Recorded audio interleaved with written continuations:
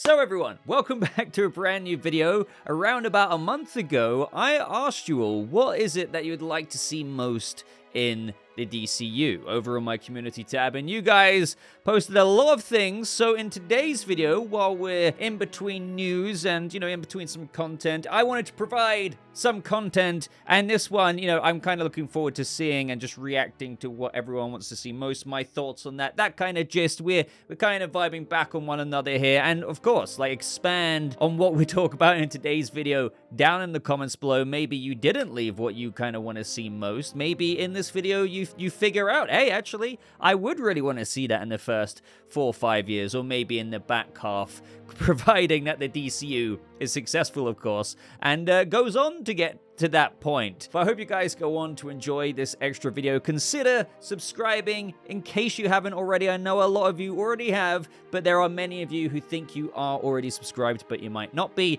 Somewhere around here, you're seeing the statistic in where it says in 2024, around 53% of you aren't subscribed. So maybe today is the day you'll join the Boba fam. But starting with number one here, and oh god, I know I tangent, I'm already doing it right now, but we're gonna try and get through as many as I can. So number one here from Jonah Jameson. My goodness gracious me. What a username. What do I want to see most? Batman. Why? No explanation needed. You know what? I can't argue with that. I feel like most people on this channel, because obviously a big cornerstone of this channel is Batman news, and I'm sure that's going to be a thing that will remain to be a cornerstone of this channel for many, many, many years to come. And I agree. Well, one of the things that I want to see most in the DCU is indeed Batman. But actually, while we're on that subject, if it's not Batman for you, which character in the DC Universe, announced or unannounced in live action, or actually technically animation and things like that, is your most anticipated hero or even villain that you want to see out of the whole entire Chapter 1 and Chapter 2 of the DCU? Now, I suppose you could turn that back around on me. I didn't really think about that, because I actually don't do well with being put on the spot sometimes in terms of, wait, I need to decide now? Well, Batman is one of my favorite characters in DC. I say one of, because some of you may know already that, Vigilante, my favorite, but Metahuman would be the Flash and then Superman. But even then, I hate picking favorites, because I love Superman so much that he's kind of joint first as well, but somewhere between the Flash and Superman, it blends into rank 2. But yeah, I suppose Batman in a way, yet right now, the current hype factor with Superman being much more of a tangible thing coming our way in literally just a couple of months, especially as marketing is ramping up, and will be even more in the next month or so. Superman is technically the thing I want to see most, but if I had to pick one, I guess Batman, but yeah, it's kind of hard to answer, but be more interesting than me. Think outside the box, and which character would you like to see most in the DCU if you had to die on a hill? I suppose one that I would give you is kind of a boring answer from me, because you may have heard me say it again and again, but that would be Oliver Queen, the Green Arrow. That would, oh my god, if I ever see that article one day, I think I would cry tears of happiness, Deadline. James Gunn greenlights a live-action Green Arrow. I'll be like, oh my god, mate.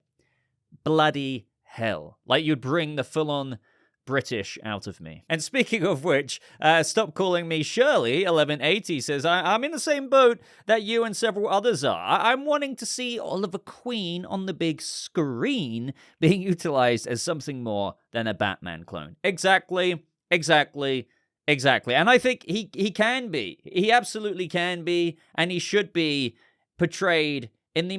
one day, there will be an Oliver Queen project which truly shows him as a vigilante of his own right, if you know what I mean. I've had my thoughts as to why they haven't done him before, in the DCEU days, maybe from a marketing perspective, even though they are completely different characters. And I know this sounds like a conspiracy theory, but it's okay, in the DCEU, very early on, you were building up Bruce Wayne, this vigilante, this billionaire. Sure, he's been doing his thing. Ben Affleck's Batman was doing his thing for quite a while at that point.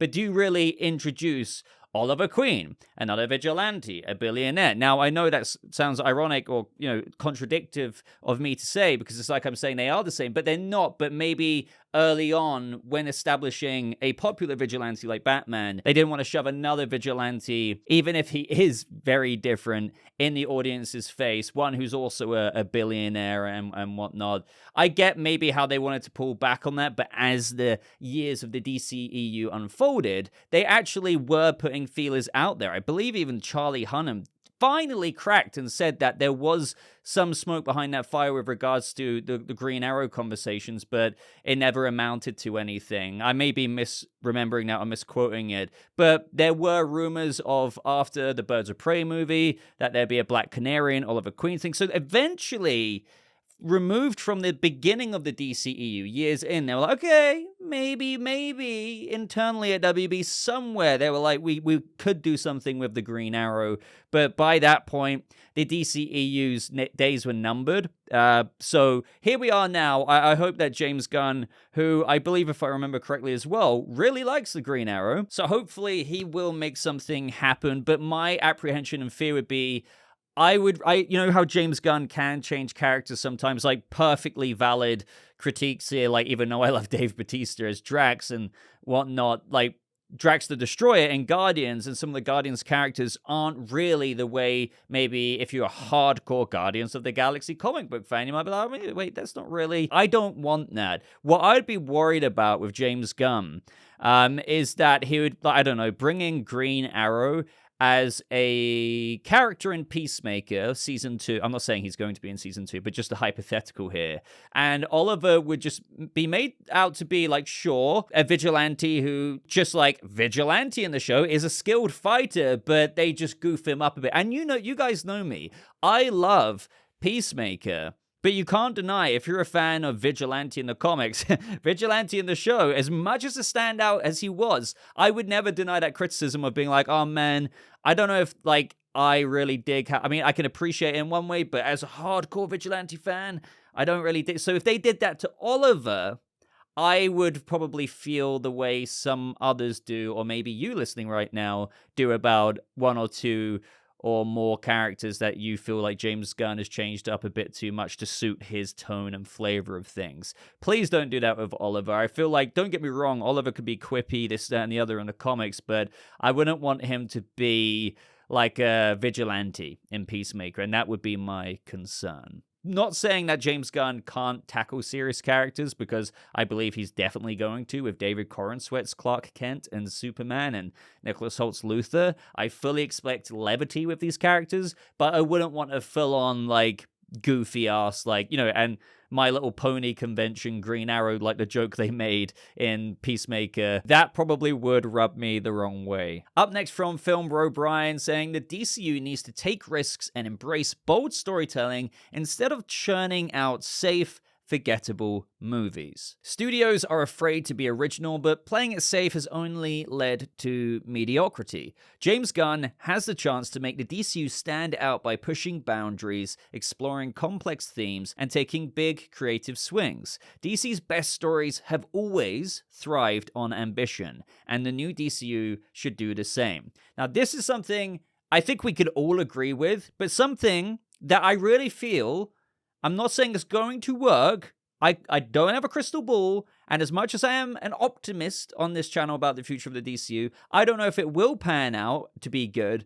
But on writing, on paper right now, everything Gunn has said with the plans and what he's actually demonstrated, it does feel as though things are going to head this direction, because he's gone on and on and on about how each movie should feel like its own movie. Like, not every movie is for every audience, and they understand that. So, case in point here with a hypothetical like Sergeant Rock. If Colin Farrell, let's just say, is cast as Sergeant Rock, and it is this World War II movie that should feel like a war movie, as Safran and Gunn have gone on about at the DC Studios press address a little while back now, that will attract even non-comic book fans to this World War II, this war movie in the DC universe. Like, how cool is that? And that will give the longevity to the DCU, even though it's in the canon of the DCU, even though it'd be a prequel, but in the canon of metahumans, Crypto the Superdog flying around with Superman in years' time from that story setting, or even, like, let's just say other things at the time, like Wonder Woman being out there somewhere.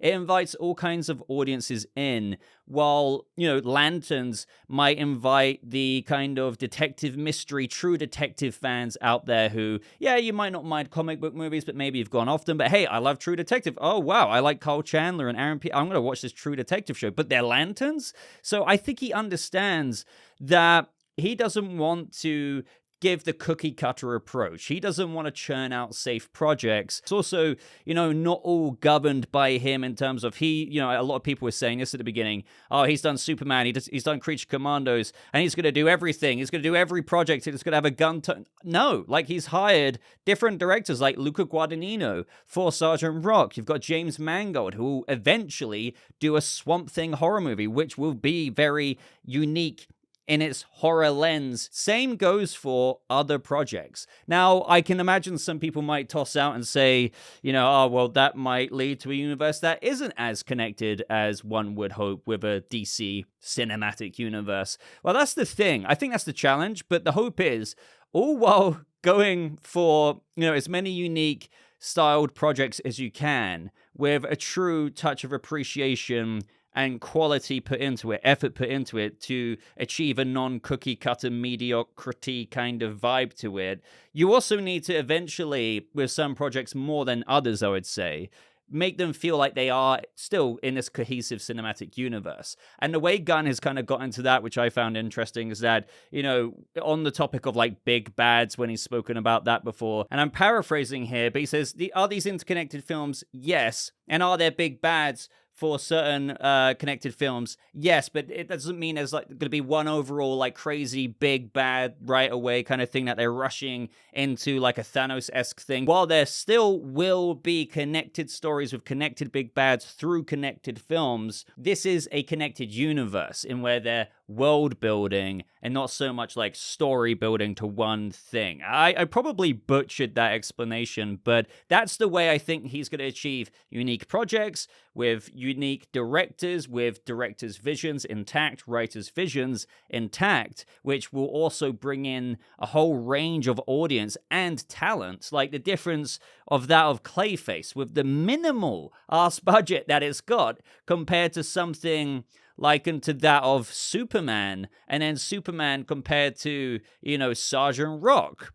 There's something truly for everyone, and that is what gives me hope that there will be success in this. And absolutely, as film bro Brian was saying here, it will avoid any risk of mediocrity. Now, sure, they might swing for the fences and it might not land so well with one character or another, but at least what I personally prefer a universe that you have this overseer like Gunn hiring talent and writers to do something outside the cookie cutter box, which again doesn't always mean, it's going to be so far removed, this is never going to feel like a connected universe. No, it's just we're not getting the mediocrity kind of yielding formulaic approach where it's like, okay, that was a cool little entertaining moment in this film, but, slowly but surely the interest is like waning, because the projects are always, and that is the feeling that people are getting with the MCU in recent years. Now, I'm not shitting on the MCU there because I am a Marvel fan.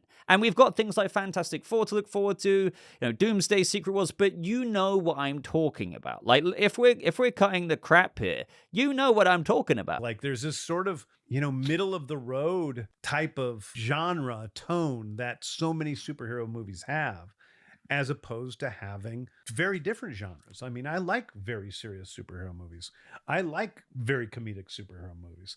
I like ones that are really just, a murder mystery, but it's, with superheroes. I like to see these different types of stories as opposed to seeing the same story told over and over again. Kind of on a similar spectrum of discussion, Ocean Thalasso says deep, raw, and emotional characters with depth. I think that will always be something that is, king when it comes to this mandate. Like, if there is any mandate Gunn gives to any creative or writer that he's going to review scripts for in the future or like approve to, green light projects in the future, is that you need to have emotion and character at the core of any project in the future. Without that, we first heard Gunn really in depth, talk about this in depth on Michael Rosenbaum's podcast quite a while ago now. But he spoke with as if these are the 10 commandments of things that you need to do to get an audience to care and be attached. And they aren't about characters, and there's no emotion to them. And there should be emotion in things no matter what. Like, that should always be there. Some type of emotion. Now, there's many facets of creativity and structure, all kinds of considerations that go into making a project.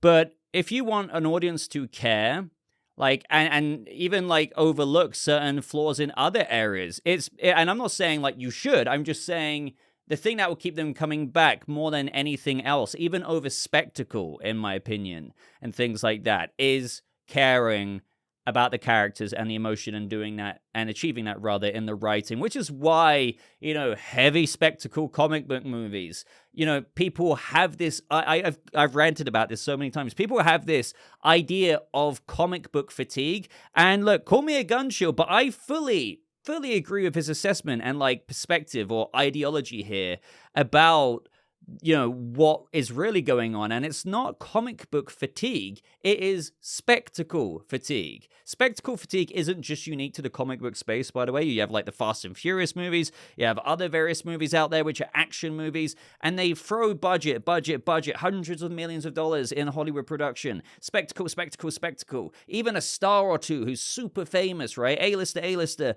But if you don't particularly care or connect to the characters in the writing, or you don't have emotion. People say superhero fatigue, but I think that, you see now that it's not a real thing.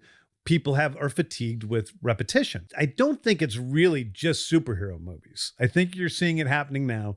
It's spectacle films in general. And this isn't me saying the Guardians of the Galaxy movies are the best things ever, but the reason why people cared about them is because they care about the characters. This similar thing with a lot of Gunn projects. So even when Gunn isn't, doing every single project in the DCU and someone else is handling it, I am very confident that he's gonna steer the ship and kind of tell his teams who are working on scripts like Anna Noguera writing Teen Titans, and she wrote Supergirl Woman of Tomorrow. I bet there will always be a beating heart of emotional resonance that is felt and gets you to, give a crap, to be frank. And I'm not hating on spectacle here. That's an important part of entertainment. I just think quite often, more than not these days, Hollywood churns out spectacle and budget and celebrities, thinking that will get a project its legs, among other things, when really,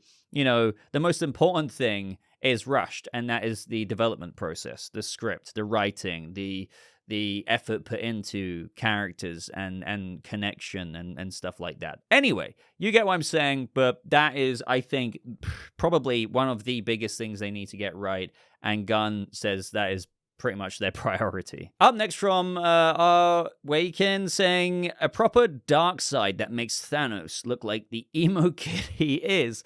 Well, I think I've spoken about this before, but I don't think we're getting Darkseid. I get how that's a big want from some of you guys, because I saw a few people say, yeah, Darkseid and the new gods or apocalypse and things like that. And I'm not hating on that at all.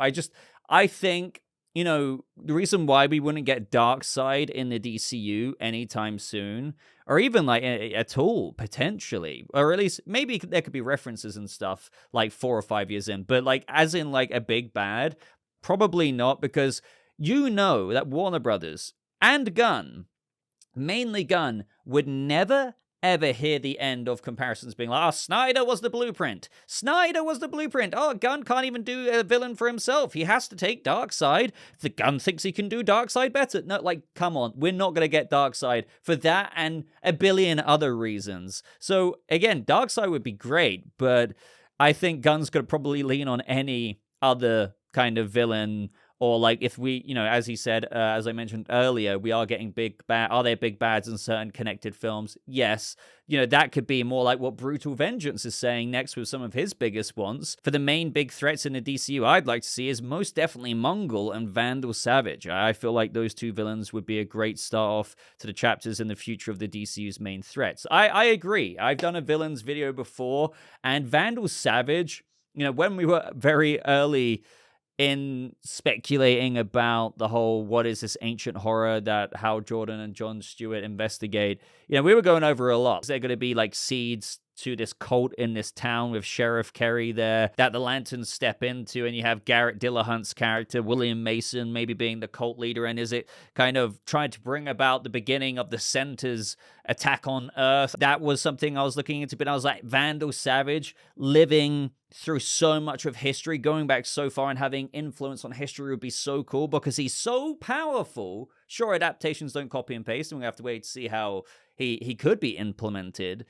But he's so powerful, he could go up against the likes of multiple Justice League heroes, like Superman, Batman, Wonder Woman. Like, that would be so cool. Vandal Savage is the kind of big bad I can imagine Gunn at the helm bringing to the audiences, and where the general audience wouldn't really know much about him. But I guess you could say that the general movie-going audience didn't really know who Thanos was. Like your Uncle Will or whoever. I don't know. Just like insert friend here who just isn't a comic book fan. I bet they didn't know about Thanos in the Infinity Gauntlet when the Marvel movies were first coming out, right? So, an argument could be made that you could prop up someone like Vandal Savage to be epically badass for a connected film or two in the DCU. And also, it'd be nice and refreshing to go outside the box of, oh, hey, look, it's not Doomsday. Hey, it's not Darkseid. But then again, I know people would like Brainiac. I've always said that as well. Brainiac, I wouldn't want as a one-and-done Superman villain. It feels like more of like a culmination threat to a couple of films. That makes more sense to me. Mongol as well, yeah, Warworld, that would be insane. That would be... I think that'd be really cool, in fact. Just, getting to the point of a few films in, a couple of years in, maybe 3, 4, 5 years after Brave and the Bold. Well, obviously, after Superman and Supergirl. Hopefully, whatever the heck could be going on with Wonder Woman. I don't know. But regardless, there's a massive planetary satellite-y kind of thing coming to Earth, and they're like, oh my god, how are we going to deal with this? But then again, we could see the return of Nicholas Holt's Lex Luthor after Superman amassing some kind of Legion of Doom, because that's another thing with the DCU already existing and metahumans being around for a long time. Seeing Grodd in the future vision of Alana Rostovic's, Doomsday kind of thing. Grodd's out there, and it's like, hey, there could be all kinds of Legion villains out there. Flash could have been running out there for a long time and faced up against Reverse Flash, so Reverse Flash could pop. I don't know. This is where I probably get way too ahead of myself, but there is basically a lot to play with that they could implement without going way too overboard with the fan goggles here. Like, what is realistic? And I would love that. But yeah, Darkseid, going back to that, probably the least likely, in fact. So Clay Crawford 7 says, I hope more than anything that they push the envelope on different animation styles. Dynamic Duo is very interesting for working in a different animation medium than we're used to, but I really hope it's not the only one. A lot of animation has been very homogenized, and I think there's a big opportunity for change in the genre. Spider-Verse opened the door, but DC could help kick it down. I really do feel like, I'm 1,000% with you, but I do also really feel like Dynamic Duo, as you mentioned, is going to be really a massive thing with how impressive that will be. I mean, again, story writing, this, that, and the other is going to be a whole thing in of itself, and it will be more of a family-friendly Elseworlds Robin kind of movie, but in of itself, that doesn't set it apart from having a chance at success. In the same way, like, you have Miles Morales, Spider-Verse stuff, not in the main continuity, if you will, of the MCU. So, like, this could be incredibly popular in of its own right there. Like, and I really hope that it is, because what Swaybox is doing with live action, puppetry, animation, stop motion, everyone's saying, and if you've seen some of their work before, it's truly like nothing you've ever really seen before, and it takes a tremendous amount of effort to achieve. So having something like that in the blood of DC, I'm remarkably excited for that, and I'm remarkably hopeful that it takes off so we can get more things like that in that visual medium. And also, yes, like, I really would love to see more ambitious things that DC could put out there. DC's been quite popular in the animation department overall throughout the years, but I do think that they could be doing more. Like, not saying that they're not, because we just talked about Dynamic Duo, so clearly they're striving towards it, but we've all said that DC needs its own Spider-Verse type thing. Now, I'm not saying you should copy it, but we saw those Batman Beyond concept sketches from people who worked on the Spider-Verse, and it was never properly pitched, by the way. Again, that's a big misconception that went around, but the idea that something like that could happen, that would, be theatrical, that could be incredible.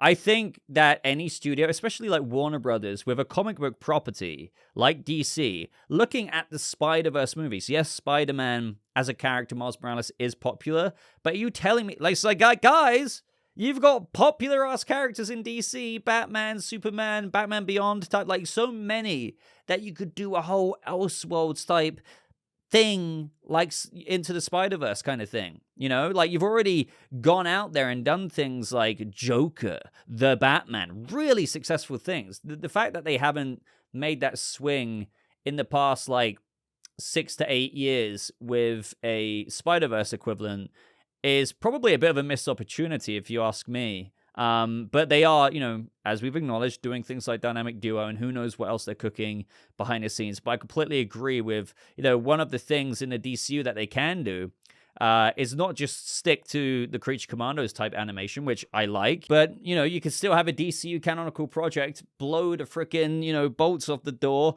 doing something entirely different and new, which I would love to see. Up next, Kim's21 says, need a Legion of Doom, League of Doom, and a solid portrayal of Martian Manhunter. Some say he is the best of the Justice League. So I assume you're probably on about the Legion of Doom there, and as we've already been over, I would love to see that. A Martian Manhunter, I really would love that as well. I'm really hopeful that Gunn is going to do something with Martian Manhunter. Now, I don't want to just say this is predicated off of, oh, look, there's Chocos seen everywhere in Peacemaker Season 2 set photos and Superman set photos, but never say never. I'm so hopeful with the casting of Maxwell Lord.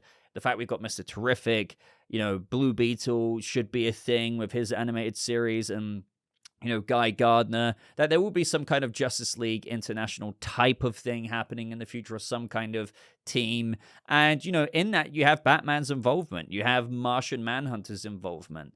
And that could be a cool thing to do, because one thing is, if you're going to do a Martian Manhunter project, it would either have to be in present day where he's been around for a while already, I imagine. I guess Martian Manhunter could come down to Earth now, but I assume it would be present day where he's already been Martian Manhunter for a bit, but maybe he hasn't unveiled himself to other heroes in the world. He's maybe still, shape-shifting, but you could do a prequel and where it gets into the real thick of it. I don't know, but Martian Manhunter, I completely agree. There's a lot of potential there. I don't know, 2962's top ones are character references in the background, like Creeper or Blue Devil and Clayface, even if it's just a movie poster. I actually love that reference there, reference, if you will, of you saying, Blue Devil in Clayface, even if it's just a movie poster. I actually only became, really familiar with Blue Devil when we had the DC Universe's Swamp Thing show, and I was doing research into that, reading, a lot of the backstory and connected characters into all of that. And the fact that they did Blue Devil in that show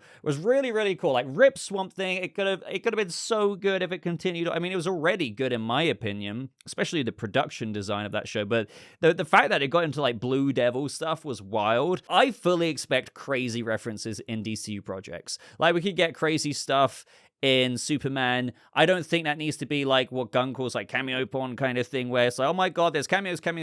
No, it's more hey, if you're a comic book fan and you're watching Clayface, you could see a Blue Devil poster where you actually have Daniel Cassidy being an actor, and it's okay, that's going on there. The Blue Devil could be out there, or maybe he's going to become Blue Devil.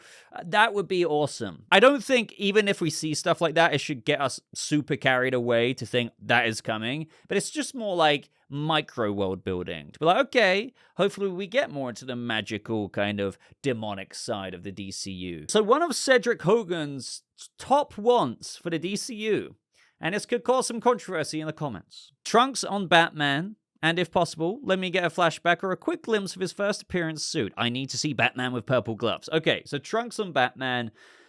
Oh man, I mean, again, I'm not against things. It's I'm not against Trunks outright, because as a Superman fan, you absorb material like, Trunks are quite synonymous with Superman in comics, even other live-action iterations, Christopher Reeve, the continuation technically with Brandon, Trunks are a thing, right? However, I said my preference with James Gunn Superman would be like, yeah, probably no Trunks. However, Batman, I'd probably say the same thing, probably no Trunks. However, I know some people are like, but what if it could work? But, Superman's got trunks. But that doesn't mean Batman would have the trunks for the same reason Superman would. For Batman, it would probably be like to armor that area. Like, that's the way I could see trunks working on Batman in the DCU is that it's one of those things where, as a part of the fabric of the same leg fabric, if you will, there's like that kind of stitching line where it kind of shows a darker area where the trunks would be, rather than him actually putting trunks on. Now, I my expectations could be off because we are getting a fantastical Batman,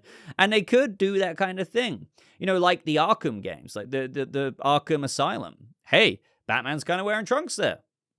Pretty serious game, right? Embracing the comic books, embracing the goofiness. You could get away with a bit more in video games like you can in comic books. But hey, if the DCU is going to try its damned hardest to try and make stuff like that come to the big screen in a way that just, hey, this may feel goofy to people, but like we're kind of making it work. Can they do that with Trunks? I don't know, man. It's one of those things. I just really don't know. I want a high-tech kind of Batman who's like Batman Telltale armor and stuff like that, and I don't know why you would just put Trunks over that, even though I'm a fan of bringing about the most flamboyant comic book fantastical things you can. There's something that still, I just can't make that proper connection with. Brody Walker 216 saying, the biggest thing I really want to see in the DCU is the Bat family done right. I know it's unlikely to have all of the Robins and the Batgirls in the DCU, but the ones they do use, I hope they use well and don't waste them. Actually, give some of them attention like Safran said. Now, I have a whole video that I uploaded when I was away on my honeymoon diving into how I think they can adapt the Bat family. I don't want to repeat too much of what I said there, but I agree, like seeing an actual functioning Bat family in the DCU's live action in present day, where Bruce has already been Batman for a hot minute, to have a Bat family built up around him, to have Damian Wayne coming in, means he would have some Bat family built up to some extent, is something we haven't had before, really, in a cinematic universe, at least. So I really think they need to, obviously, pay a lot of attention to getting that right. And if you guys, you could offer me what is your version of doing that right? As for giving them attention, I mean, sure, but at the same time, this movie, can't cater to everything and everyone. I still think it's going to be primarily a Batman and Son movie, where it kind of brings out through, making Damian less of a ninja murderous assassin. It also in turn brings out the more parental, sentimental side of Bruce. But what you can achieve with that is through giving Bat family members some time, is they kind of help facilitate that story, because they have also experienced Batman at a distance, maybe a bit too cold, and they can kind of help talk to Damian, talk to Batman, be out there in general as Bat family members in some action scenes. There could be a dynamic between multiple Bat family members and Batman and Damian. So that's the kind of attention I think I expect. But I think everything about those components can nicely fit into this Brave and the Bold story. Now, Bruce Lau 2023 says, definitely a very, very good Wonder Woman adaptation, and hopefully a very good DCU Wonder Woman. Now, this doesn't surprise me at all that it's in some people's top wants kind of list, because we don't know what's going on with Wonder Woman. Not really. So I just feel like maybe she's going to be put into some project at some point, but then again, the age-old discussion here on the channel is, but if you do that, you're kind of, not making a celebration out of the character enough, because Wonder Woman should probably be in her own project, because there's just the prestige that comes with that, rather than making one of the Diamond characters just a side character or something in another show. But then again, maybe they're having a similar treatment to kind of taking the development off of the Flash, in terms of what James Gunn said not that long ago, like any development on like Flash is, got to take a little bit of a beat because of the Flash movie kind of thing. Maybe it's a similar thing with Wonder Woman, but what they're going to do is still have her in a DCU, but gradually build up to her being bigger and bigger, but initially maybe have her narrate Paradise Lost or appear in it by the end. I don't know. Do you see what I mean? Like, it's so hard to know what they're doing with Wonder Woman. But then again, she could appear in other projects as well. But again, it would be a secondary character. Like, you could still imagine her being out there in Sergeant Rock. But is she really going to be in Sergeant Rock, like in, you know, Justice Society World War II vibes? Will she only appear in, like, one of the connected projects that has a big bad? But then again, how does that not feel like how Diana just came in BVS? You know, that's not inherently a bad thing, but I don't know. But yeah, top one, yes, I guess, a very good Wonder Woman, and maybe Gunn just some kind of something on Wonder Woman at all. Now, Night Thrasher 999 says, I want to see the JSA more than anything. They are such a cool team and would be perfect for a DCU where the world has had heroes for many years already and are becoming more of a problem. Yes, absolutely, in my top list. Absolutely, JSA prequel. I mean, quite frankly, I would have put that in the announcements. Maybe or in January 2023, just in terms of, hey, you've got all this stuff, but, and again, it might not have shot right away because it wasn't a priority. Like, Superman was the priority, then they're getting into the early slate stuff. But maybe in the next year or so, it'd been like, okay, now you've seen a few projects in the present-day DCU, and we've talked about how metahumans have been around for a long time, and there's more of them today than there used to be, and they're more of a problem today than they used to be. Well, it's like, hey, what did they used to be? You know, what were they like? We kind of know what they were like, but show us. You're doing a prequel Sergeant Rock World War II movie. How cool would it have been to do a Justice Society of America? Jay Garrick, Wildcat, Our Man. Oh my God, like, even like seeing Jay Garrick as a speedster, like, okay, let's put pause on Wally and Barry for a moment. You know, we could get Wally in the Titans thing that's being written. Still yet to be greenlit, but, you know, it's being worked on officially. But how cool would it have been to see Jay Garrick? And not only that, Clark, growing up in this world, probably the reason why he has his own superhero autonomy in present day, unlike these Lord Tech heroes and, you know, regulated heroes and stuff like that, is because what if he's inspired by the Justice Society of America of old, you know? Maybe there's still some members active today, but you get my point. I feel like there's truly so much potential there. Sure, you could do like a present-day JSA story, kind of like what Black Adam was going for in the DCEU, but for me, now, like, Justice Society of America would be dope to be like again, such an opportunity to see metahumans who have existed for a long time. Oh, okay, well, let's see like a 1930s, 1940s Justice Society. Maybe like Justice Society World War II, where they interacted with Wonder Woman and stuff like that. Again, maybe some of them are kicking around still. That'd be sick. Top priority of mine. Absolutely. But also Tally Savvy 1561 says, I would love to see, you know, the JSA or a Seven Soldiers of Victory movie, especially the latter, since we never really got any adaptations on them. I would also love to see movies based off of Darkseid and his children. I really think that Deathspawn could be used in an interesting manner and that he could infiltrate the Justice League of America by preying on Martian Manhunter's loneliness. So what I wanted to focus on here is the Seven Soldiers of Victory thing.